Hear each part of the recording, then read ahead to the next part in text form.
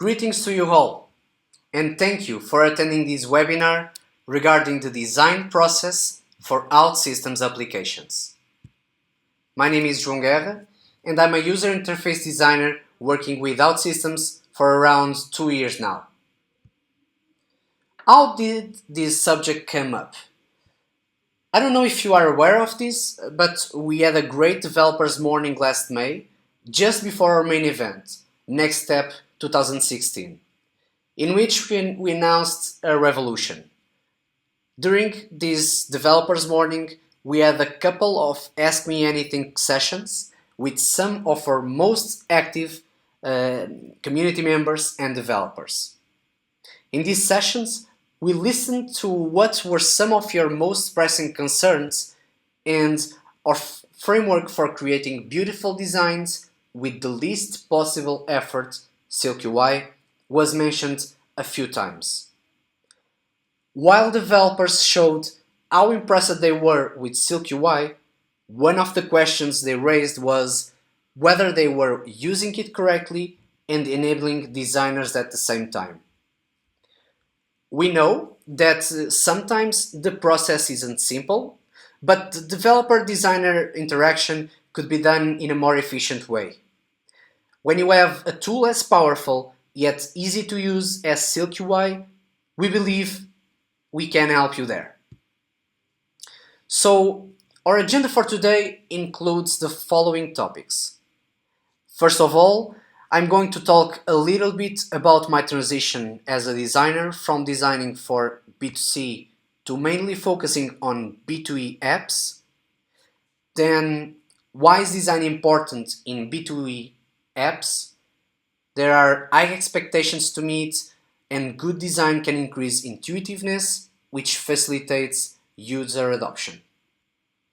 After that, we go a little deeper into our process that was actually the subject of a webinar my colleague Ricardo Luis presented a few weeks ago. But I'm just going to summarize some of the things he mentioned there to give you some extra context. If you have the chance, you should also watch his session. We'll leave you a link for it later. Now, how do you go from this concept to a design on which developers will, do their thing? We're going to give you a few tips on this, and then we'll present you the tools and methods we believe can lead to better collaborations. I will show you also how can you customize designs by using style guides and how to create amazing pages by leveraging and extending Silk UI pre-built patterns. So, what did I learn from going from B2C to B2E? I started working in a creative agency in which I designed for a specific type of context, business to consumer, or B2C. In this model, a business sells a product or a service directly to its customers. From corporate websites to Facebook-like applications, there are a wide range of common solutions that we design. When I got into OutSystems, there was a paradigm shift. So I started focusing on other stuff.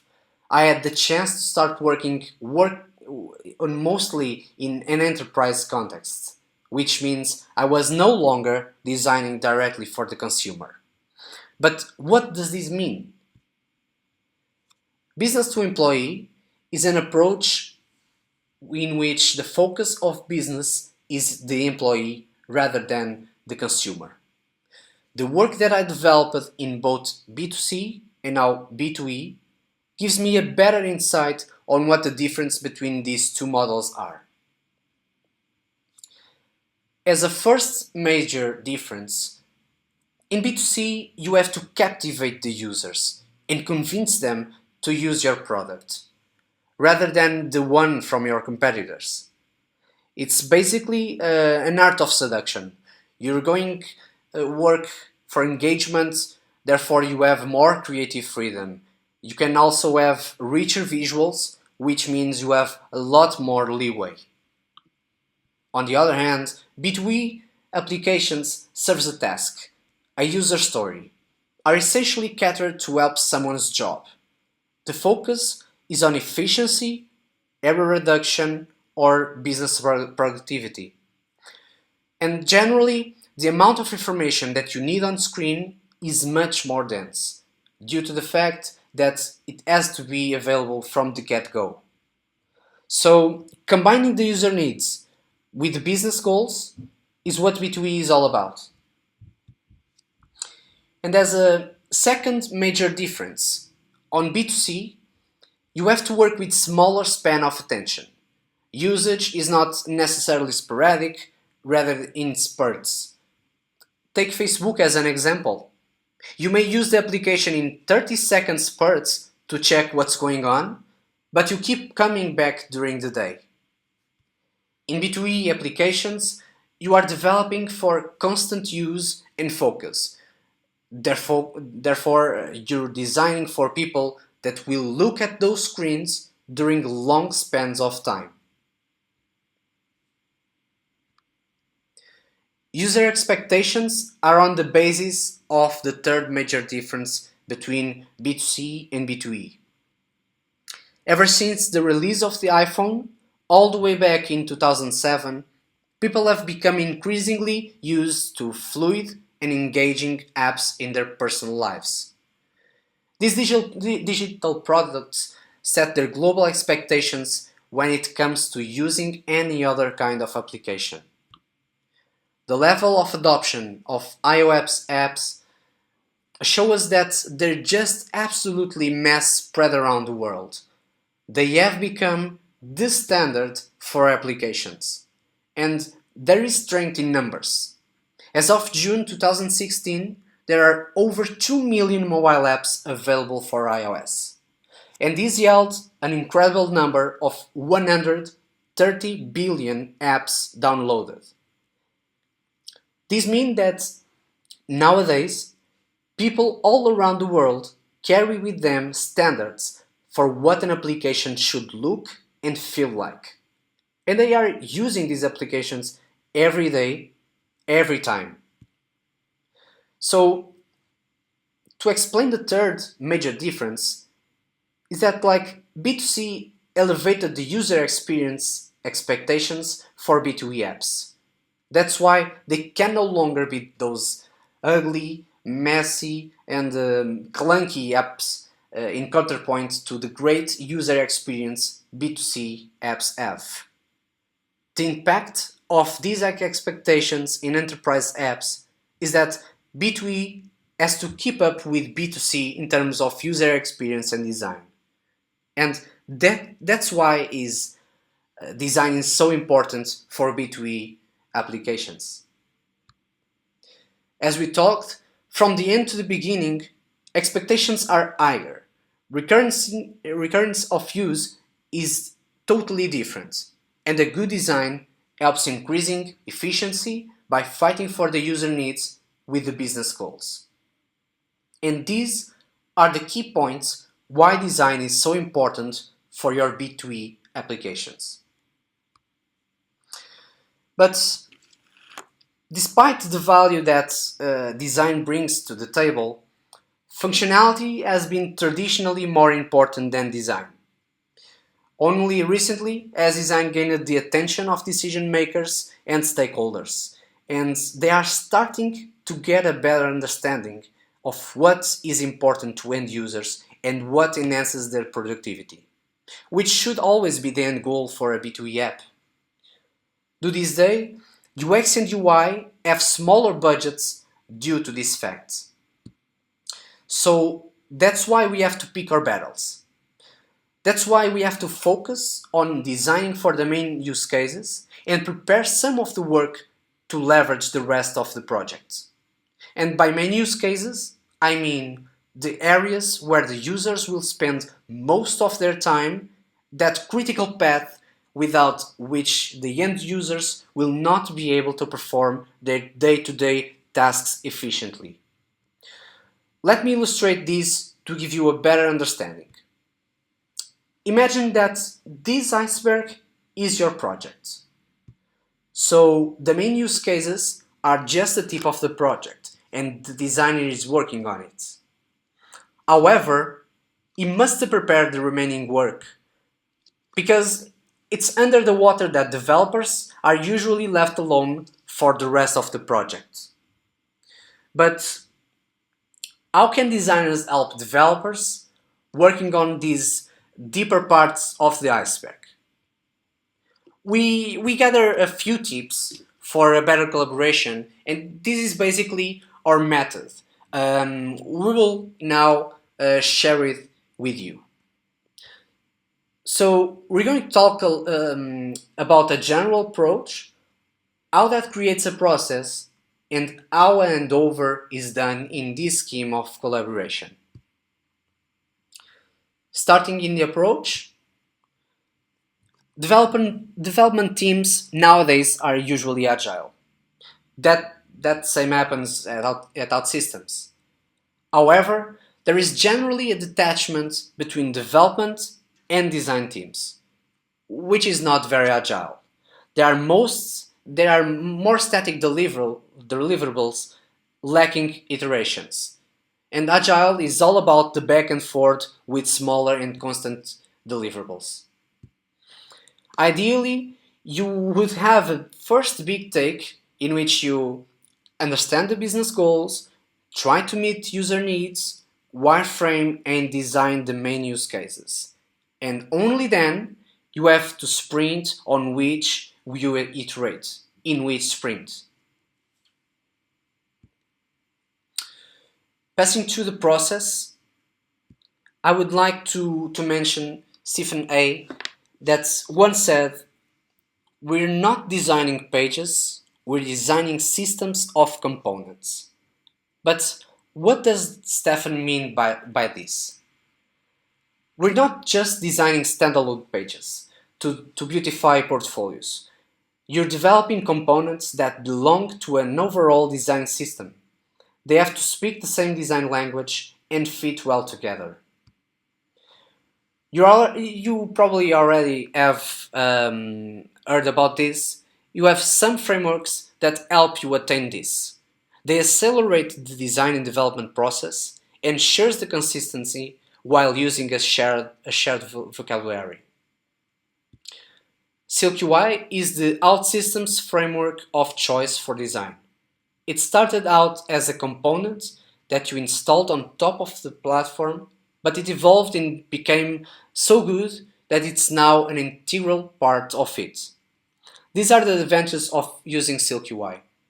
It perfectly fits the platform, it has good development experience, and is codeless UI framework, which means that you only need to drag and drop patterns to create an application. For further information about SilkUI, you should watch the great webinar that Samuel presented from how to go all the way from the basis to its advanced use. But how does our workflow fit these mindsets? So it all starts with an inter-team collaboration. In a nutshell, UX clarifies the business and specific user needs, and identifies the user flows and develops wireframes accordingly. UI creates a high fidelity representation of top of these wireframes development and develops on top of it all. The development teams, they work their magic, but we try to make their lives as easy as possible by doing all the previous work. At OutSystems, UX and UI walk hand in hand. We work very closely. We sit together, we do design reviews together. There is no day we don't speak together or bounce out ideas of each other. If you want to know more about UX and this process, watch Ricardo's webinar. So, how does UX get to these wireframes? They acquire context by understanding the business and by getting close to the users. And from that knowledge, they iterate and start developing these wireframes. They work. These wireframes work as guides for the information that we, as UI designers, need to understand to understand the structure of specific main use cases. When we talk about UI, and this is the cool stuff, we started by base elements. This is where we start exploring the most essentially visual elements of our app.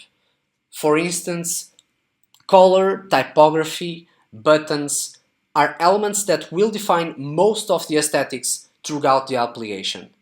This, this is created by having the context of use and the company brand guidelines in mind. As I mentioned, by talking about the main use cases, these key screens represents the main use cases, and these areas are the areas of highest return from a project perspective. Basically because it's where our users will spend most of their times. And this example that I'm showing, I'm showing you order management app, and this is the main use flow. You have the dashboard, you have an order detail, and you have a product list. And designing this with the base elements is what represents this step of design for the key screens. Passing from the key screens, and a part of that, we also design the specific use cases. And this is where we extend the framework for a specific use case. And as an example, I'm showing you a field service app. In this case, the user is inspecting buildings and needs to register the time spent for each part of his inspection. So in this first screen, you are seeing an inspection detail where you have a block at the bottom of the page that will register the work of this inspector. So you have to design on it, and then you have to design for the detail of this component. And this is where you are extending the framework, because this component is so specific that is not available on a framework. After identifying our key screens and designing them and designing the specific use cases, we are starting defining a style guide, which is used throughout the entire iceberg, both the tip and the parts that are below the water. This is where we help developers when they were usually left all by themselves. This is actually an accelerator for developer customer interactions for creating new screens or pages. And in this step, I need to mention Sketch. Sketch app is a tailor-made application to create user interfaces, which gained a lot of attention from designers all around the world with their features to create user interfaces. If you want to play around with one of our style guides, check out the Lisbon UI kit on Dribble at dribble.com/outsystems. So from UI to the development, and I want to talk about the combination of wireframes and key screens and style guide. This is what will give guidance for the rest of our project for the developers. And as an example, imagine you have to create a new page. With the style guide components that I'm going to identify, you can develop with a look and feel that is both consistent and that speaks the same design language throughout the project. You can see here in this page some examples of the patterns that are available on the framework and was customized by the designer. You are seeing in this page the headings, the buttons, and the forms. And by customizing this by a designer is what do you need as a developer to create this new page. So these are the advantages of the modular, reusable, and scalable process that is proposed by the design team.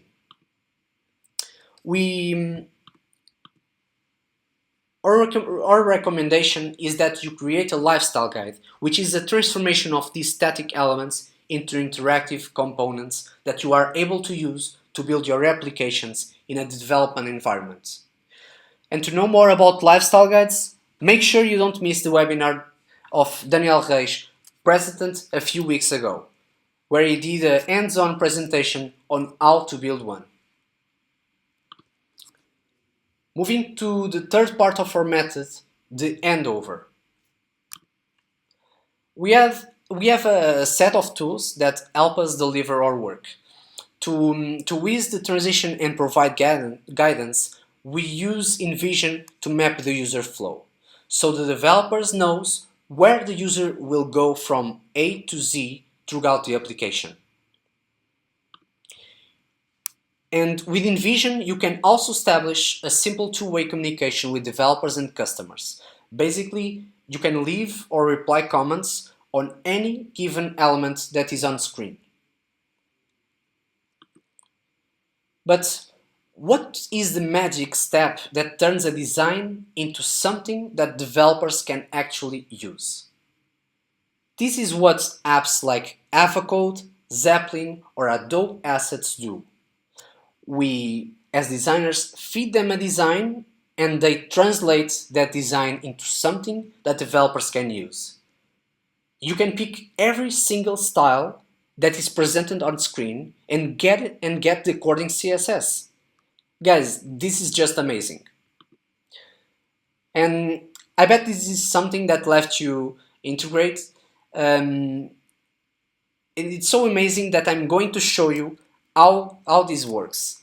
I'm going to do it live without a safety net, so be with me.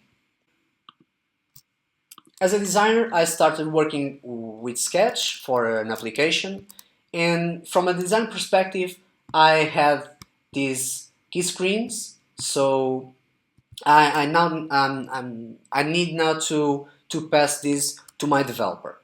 So I have, for example, this dashboard, and I wanted to pass to my developer. So I'm going to plugins, AvaCode. It's going to read all the screens that I have on Sketch. And I have here 7 artboards. I will pick dashboard, or probably select them all. And I will select a project or creating a new one, like Acme Order Management. And I just need to click on Sync Artboards. So my work as a designer is done by now. From a developer perspective, you will launch the AvaCode Manager, and they will give you the project that we are working on. And for example, the Acme Order Management is actually here, and I'm going to select them. And I need to develop the dashboard, so I will open this design. It is going to download every single element that the design is designed for, and here it goes. You have everything that it has on the sketch. So imagine that you need to know which style is this adding. So you have here all the elements that you need as CSS properties, and that you need to develop this screen. And you also have this feature that imagine that you have to know the distance between these two elements, and you just need to click on it, and over the other element to know how much space that are between them. So isn't cool? Back into our presentation. Now we have some giveaways to share with you. For example, our Lisbon theme style guide, that is a UI kit that as a designer you can use and taking leverage of all the elements and components that are there. And they match perfectly the elements that the developer will find using Silk UI in the platform. In this case with Lisbon theme. Developers UX checklists. This giveaway is as some examples of questions you will encounter in your process. Here we discuss things like, in a UX perspective, why do users come to this page? How often do the users do this? In the UI related thing, are you being consistent? Are you populating fields with realistic date? These are some of the examples that we will find on this checklist. Another one is the 11 usability rules. Here we explain in an easy language for everyone what is the basis of usability in design in these 11 examples. Just to list 4 of the topics: write for clarity, group related info, remove clutter, build effective navigation. Easy tips and tricks for you to help you do your job and well. So to conclude, the main takeaway I would like to get, I would like you to get from this webinar is that this approach, process, and handover method can have a great outcome and impact in your work. If you add that to what are the OutSystems platform underlying advantage, and a couple of them with the fantastic framework Silk UI is, you have a truly great accelerator for your work and iterations. Transforming that design vision into something that is consistent and reusable by developers in a project is made that much easier by following this very simple set of guidelines. So I hope you have enjoyed watching this webinar as much as I enjoyed presenting it. So thank you for watching it. Cheers!